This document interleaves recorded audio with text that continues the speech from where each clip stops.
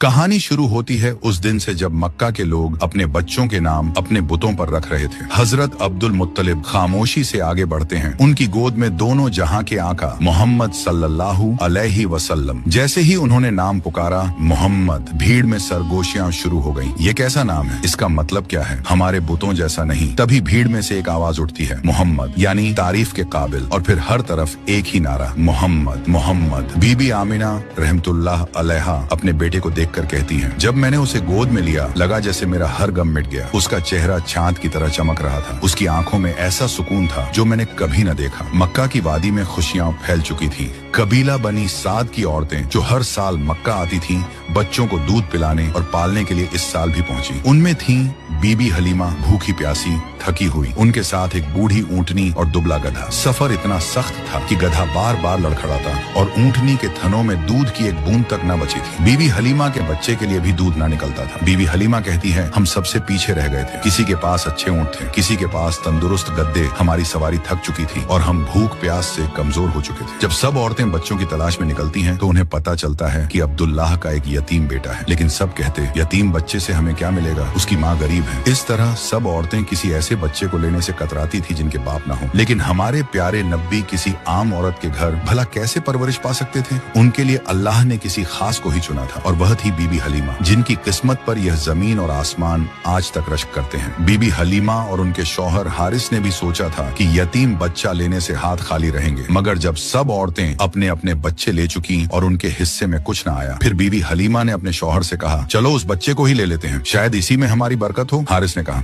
हाँ क्यों नहीं, शायद यही बच्चा हमारे नसीब बदल दे। और जब बीबी हलीमा बीबी आमिना रहमतुल्लाह अलैहा के घर पहुंची तो उन्होंने देखा और आगे क्या हुआ जानने के लिए पार्ट 2 जरूर देखें।